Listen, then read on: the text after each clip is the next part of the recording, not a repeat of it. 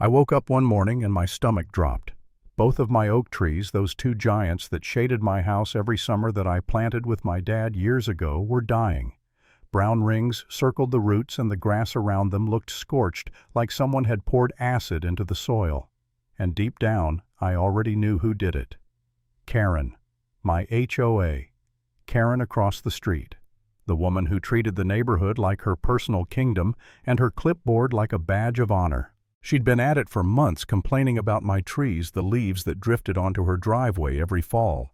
She acted like my trees were personally targeting her, as if gravity itself was breaking HOA rules. The last time we spoke, she'd snapped, "If you don't trim those nuisances, the board will have to act." I told her calmly, "They're county-protected oaks. I'm not touching them." She smiled that tight, smug smile and said, "We'll see." 2 days later I saw it, the bark starting to weep sap, the leaves curling overnight.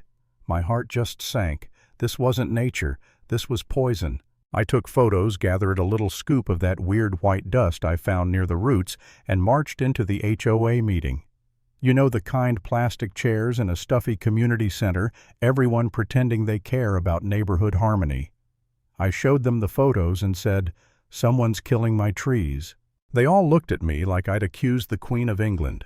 Karen was sitting right there, crossing her legs, smirking. "He's just making drama for attention," she said.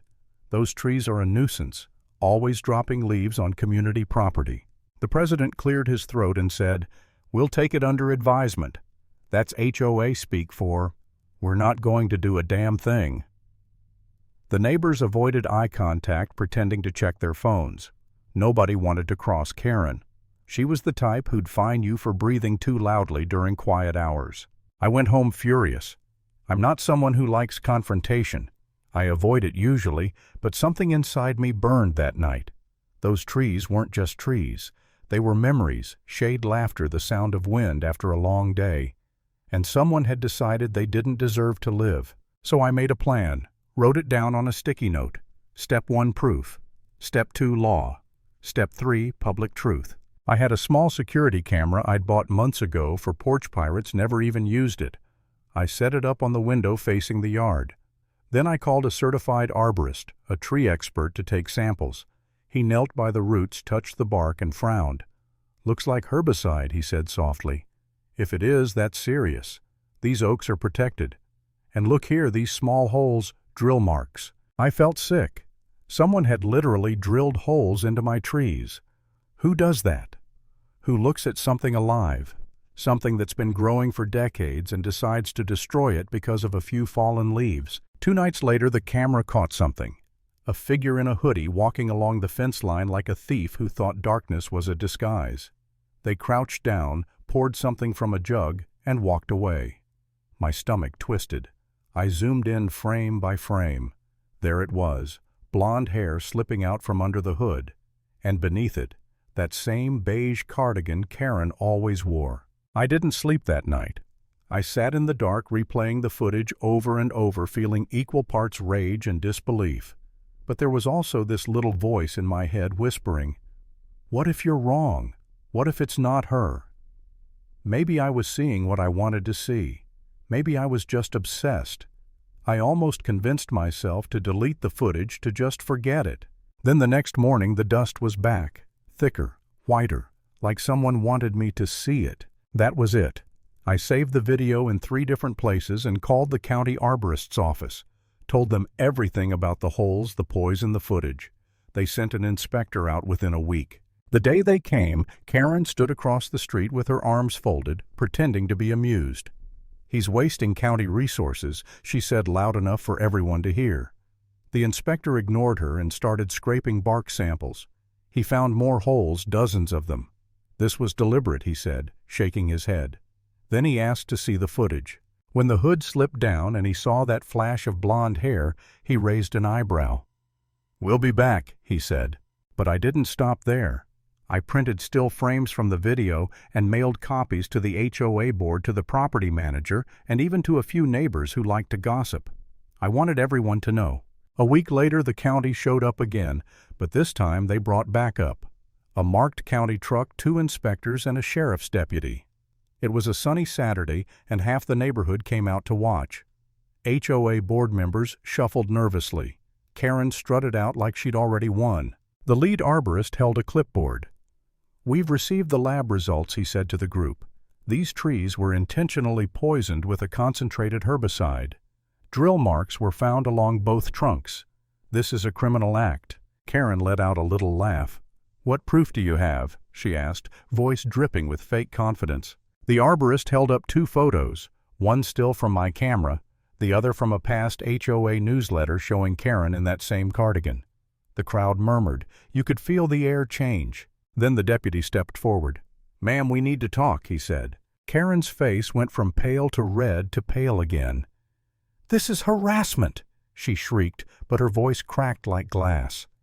The HOA president mumbled something about keeping peace, but the arborist cut him off. "The oaks are protected," he said. "The county will issue fines and replacement orders." The deputy began writing something down while neighbors pulled out their phones. Someone from 2 doors down started recording. Another whispered, "Oh, this is so," going on Facebook. The county inspector taped a bright orange notice to my tree. Protected tree. County fine, $30,000. $30,000. The number looked unreal. Karen's mouth fell open. The board members stared like someone had unplugged their brains. And then laughter. Real laughter. Not mean, just pure relieved laughter from people who'd been quiet too long. One neighbor clapped. Another shouted, "Karma got her." Someone else added, "The branch manager's been managed." Karen was fuming, trembling, insisting she was the victim. The deputy didn't even look at her. "Ma'am, nuisance isn't a legal defense for poisoning property." She stomped off, muttering something about getting a lawyer, but everyone knew it was over.